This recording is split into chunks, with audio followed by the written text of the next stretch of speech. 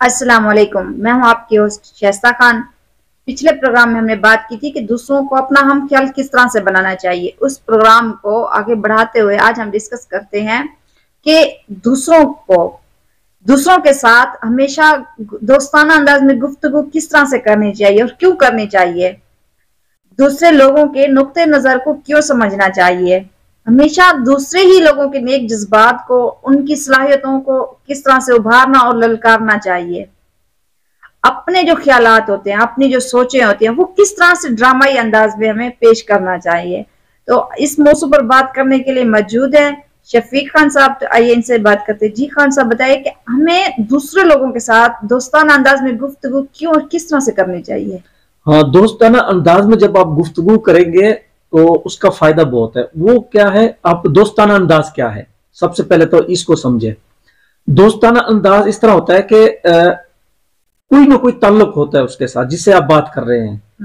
और कोई भी ताल्लुक ना हो तो इंसानियत का तो ताल्लुक है, इस्लाम का ताल्लुक होगा, इंसानियत का होगा। इस तरीके से आपके रिश्तेदार होते हैं, आपके दोस्त अहबाब होते हैं, एक ही कंपनी में काम कर रहे होते हैं, या जिसको आप माल सेल करना चाह रहे हैं, अपनी बिजनेस को बढ़ाना चाह रहे हैं, अपनी मार्केटिंग करना चाह रहे हैं। जहरी बात है, उनसे आप बात करते हैं तो अंदाज इस तरह होना चाहिए कि उससे कोई ताल्लुक निकले। उनसे ये कहें कि देखिए, बाकी तो जो भी होगा, हमारा जो आपस में ताल्लुक चल रहा है उसको नहीं हम खराब करना चाह रहे। इस तरह बात करें। अब रिश्तेदारी है, मिसाल के तौर पर मियां बीवी के दरमियान में जब आप बात करते हैं तो उसमें कोई रिश्तेदारी होती है, ठीक है, या रिश्तेदारी नहीं होती तो कम से कम वो दोस्त तो होते हैं ना आपस में। हाँ। तो उनको कहना चाहिए चलो जिस तरह भी है हमारे रिश्ते तो हो गया आपस में, हम मामला जिस तरह भी, हम आपस में दोस्त तो है ना, दोस्त तो बन के रह सकते हैं, दोस्त बन के रह सकते हैं। इसी तरीके से रिश्तेदार हैं आपके। देखो, हम चचाजाद भाई हैं, बाकी जितना मर्जी दुनिया में आ जाए हम एक दूसरे के भाई हैं। बिल्कुल, हम रिश्तेदार एक दूसरे का भाई होता है, ठीक है। इसी तरीके से इस तरह से जब आप बात शुरू करेंगे कि जब भी किसी से भी बात करनी हो, यार क्या कर रहा है तू, मर्जी है तेरी, इस तरह की बात करके, हैं कि जैसे कि वो आपस का दोस्त है, आप पुराना दोस्त है, इस तरह बात करनी चाहिए। उसे फील होना चाहिए कि जैसे ये हमारा हमारी खामी ये होती है कि हम बात इख्तलाफ वाली शुरू करते हैं। हाँ बिल्कुल, ठीक है, इख्तलाफ वाली बात शुरू करते हैं, फिर हम दोस्ती पे ले आते हैं।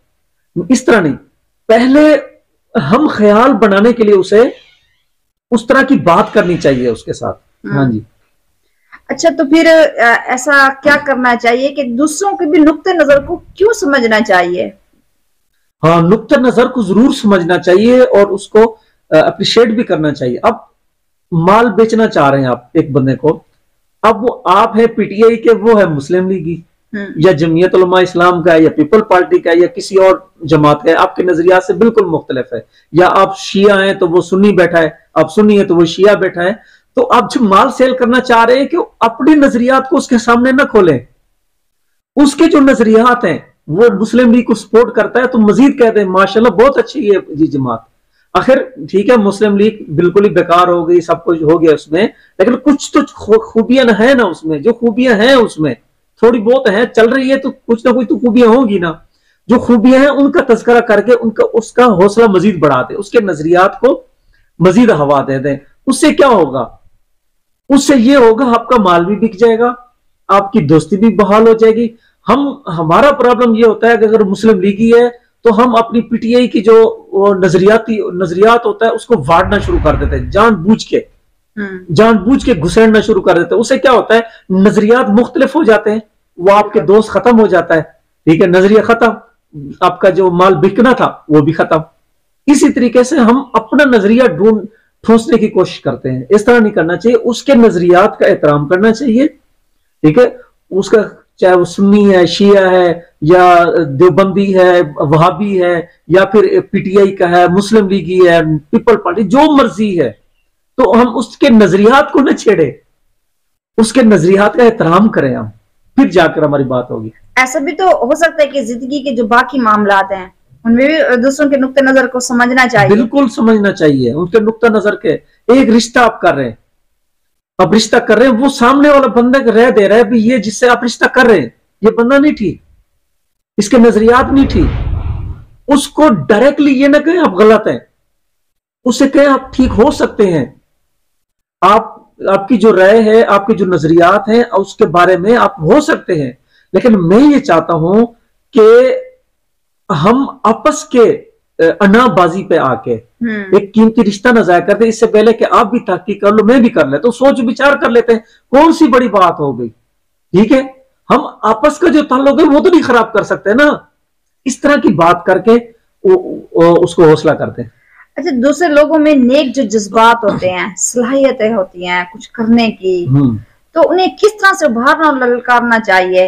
हाँ, इसमें ना हमारा ये प्रॉब्लम आता है कि एक बंदा बिजनेस स्टार्ट कर रहा है, हम उसको उसकी सलाहियतों को उभारे हैं, उसको हौसला अफजाई करें, बजाय इसके हम उस पे कर देते भी ये बिजनेस आपका तबाह हो जाएगा, उसके जज्बात को उनकी सलाहियतों को दबा देते हैं, सलाहियतों को दबा देते हैं, उसको कहते हैं पुत्र हों तू फंस गया स्कूल हूं तेरू पता लगेगा, सही फंसे सही बंदे के हाथ चढ़े हैं तू, तो पहले ही उसे डरा देते, जो होगा गलत होगा ठीक होगा, उसके साथ वो पैसे खाएगा नहीं खाएगा वो बाद का मसला है, वो पहले से ही उसको खौफजदा कर देते। इस तरह नहीं करना चाहिए, उसके सलाहियतों को उभारो, उसकी नेक जज्बात को उभारो, क्या भाई माशाल्लाह तूने अगर स्टार्ट किया है तो उसमें आप आगे बढ़ सकते हैं, ये तेरे अंदर माशाल्लाह बहुत क्वालिटी है, ये तू इस तरह इसके साथ चल सकता है, भले ये बंदा जिस तरह का भी है मामलात का, लेकिन तेरे अंदर सलाहियत है कि इसको तू चला सकता है, उसको उसकी सलाहियत क्या है आपने उभारी, और इसी तरीके से आप उनके नेक जज्बात को जिसे आप काम लेना चाह रहे हैं उसके नेक जज्बात को भी उभारी। अब मिसाल के तौर पर वो जो कह रहा है जिसके साथ आप बिजनेस कर रहे हैं, जिसके पार्टनरशिप रखी है, वो बंदा नहीं ठीक, ठीक है, लेकिन आपने वो उसके अंदर वो जो बात कर रहा है वो ठीक ही कर रहा होगा, मैं भी मान लेता हूं कि वो ठीक कर रहा होगा, उसके अंदर ये खामियां होगी, लेकिन जिससे के साथ आप कर रहे हैं आप उसके नेक जज्बात को भी तो उभार सकते हैं, उसे ये बोल सकते हैं कि आप माशाल्लाह ठीक आदमी है, आप इस लायक हैं कि मैं आपके साथ बिजनेस करूं, पूरी दुनिया में मैंने आपको ही चुना है, आपके अंदर कुछ क्वालिटी है, कुछ सलाहियत है जिसकी वजह से मैं आपके साथ बिजनेस करना चाह रहा हूं, उसके नेक जज्बात को भी उभारिए। अच्छा, तो फिर मतलब अपने जो ख्यालात होते हैं, जो हमारे सोचे होते हैं कुछ कर गुजरने की, वो ना हम अपने अंदर ऐसे उन्हें जमा किया होता है, लेकिन हम उन्हें ड्रामाई अंदाज में किस तरह से पेश करें ताकि लोगों को भी पता चले कि हमारे ख्यालात कैसे हैं। ये ड्रामाई जो अंदाज है ना, वो ड्रामाई अंदाज बनता है अपनी बेइज्जती खुद कर दो, अपनी बेइज्जती खुद कर दो। वो किस तरह? अब मेरा एक दोस्त था, मैं एक मिसाल देता हूं, मेरा दोस्त था, अब उसके जहन में चल रहा है कि मैं खराब हूं, ठीक है, मैं उसके मामलात में बिगाड़ रहा हूं, अब मेरे जहन में ये बात पता चल गई, ये इसकी जो बॉडी लैंग्वेज है वो ये कहना चाह रहा है, मैं उसको बोल रहा हूं ए तू खुद नहीं डूबना, मैं तेको धक्का दे डुबावने, मतलब जो वो कहना चाह रहा है मुझे कि तू मुझे बर्बाद करेगा, तो मैं उसे खुद कह रहा हूं कि हाँ मैं ही बर्बाद करूंगा तुझे, किसी और ने नहीं करना, ठीक है। इसी तरीके से आप माल बेचना चाह रहे हैं तो उसको भी, अब वो उसके जहन में बहुत सारे सवाल है कि ये माल किस तरह होगा, ये किस तरह होगा, वो कहेगा इससे मुझे क्या फायदा होगा। अब उसे कहो, उसे एक ड्रामाई अंदाज में उसके स्माइल दो उसको कि तेरा फायदा हो ना हो मेरा हो जाना ही, तो इस तरह जो है मतलब अपने ऊपर बात ले लो, जो वो कहना चाह रहा है वो खुद अपनी बात खुद कर दो, मतलब अपने ख्यालात को इस तरह से ड्रामाई अंदाज में पेश कर दो। हाँ, उससे क्या होगा, वो उसके चेहरे पे जब स्माइल आएगी, वो जो हंसेगा वो कहेगा यार ये बंदा ठीक है, ये बंदा ठीक है, हंसमुख है, उसके साथ गुजारा हो सकता है। हाँ बिल्कुल सही बात, ठीक है। अच्छा, तो इसके अलावा भी बहुत से ऐसी चीजें होती हैं जो ड्रामाई अंदाज में जो बात करते हैं ना, तो फिर वो थोड़ा तंज सा लगता है, अजीब सा लगता है।